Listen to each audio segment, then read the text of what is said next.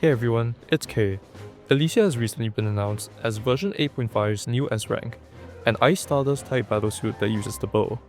This video is going to be centered around my first impressions of her on the CN beta server, showcasing gameplay and a very brief rundown of her mechanics before my complete guide, which will come out when she's officially released for the global servers. Do note that any and all information discussed in the video is subject to change, since it's being based off content in the Chinese version of the beta. With all that out of the way, let's get into the video. Elysia is under the Assuring specialization Realm of Infinitude, meaning that her playstyle revolves around sharing SP with her teammates and casting ults with high damage output during stellar outbursts.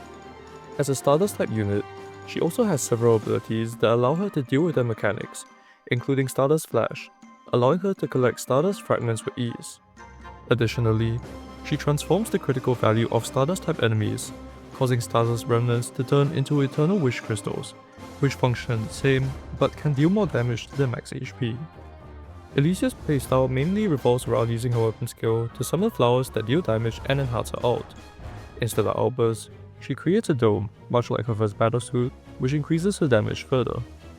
As for her supporting capabilities, Elysia is able to support Valkyries under the World Star, Wheel of Destiny, and Grail of Infinitude specializations due to her having their respective tags.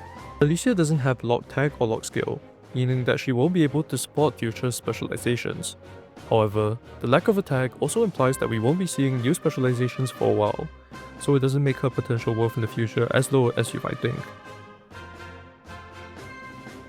While this video was made using CN beta findings, meaning it's slightly different from how she will perform when she officially releases, I find Elysia to be a very strong unit with only a few small problems to keep in mind.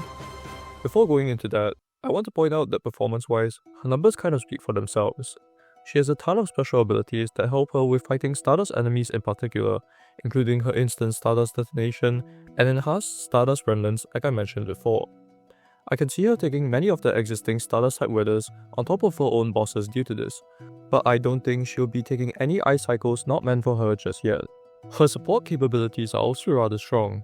In Grail of Infinitude specifically, she seems to be a strong option for Elysia, which will benefit players who don't have access to other good symbiosis units like Fiery Wishing Star or Peregrine Sword. She's also really good for World Star and Wheel of Destiny, and is particularly good at supporting herself, or rather, her older battlesuit, her shell of human ego. Elysia doesn't seem to be very reliant on ranks, with a lot of them focusing on personal damage, which is definitely not needed unless you're aiming for a place in Myriad. If you're interested in vertical investment or you simply like her a lot however, some significant ranks are S2, which produces more Eternal Wish crystals and enables on-demand ultimate evasions, and SS, which provides additional Astral Intensity generation and allows Elysia to gain SP faster. Again, these ranks are completely unnecessary, and most of the time will only really help in very specific scenarios. She's completely fine at her base rank. With that said, there are some small problems, mostly regarding team building, one of which is a big catch to her personal damage as a DPS. Specifically, since Elysia is a Grail of Infinitude unit, she really needs teammates with the Symbiosis tag to support her.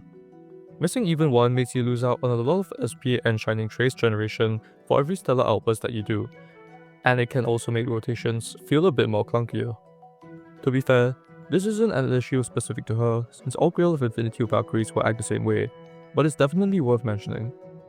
Support-wise, while Elysia has shown that she does perform well as a support, she's limited by the tag she was given. World Star and Wheel of Destiny have not seen much prevalence in a good while, and I don't expect that to change in the near future. Having good performance means nothing if you can't use it, and that certainly applies here. Obviously, this is just me nitpicking, and unless you're a really new player, you should have at least 2 Valkyries able to support Elysia. Apart from these 2 points, I don't really see any glaring flaws, which I suppose is in character for everyone's favorite pick elf. As for whether you should pull her or not, while it's still way too early to actually make any decisions, she definitely seems very strong. As this year's CN Anniversary Valkyrie, it's also very likely that she'll remain relevant for quite a while. With the amount of rewards we're expecting to see in 8.5, I don't really see a reason to skip her. That's it for my early impressions on Elysia. I'm planning to cover Seely's new Divine Key in a separate video, as well as in-depth guides on both of them closer to the global release. If there's anything I want to add, it'll be in a pinned comment, which is likely considering how she's not even out yet. I hope you enjoyed the video, and as always, thanks for watching.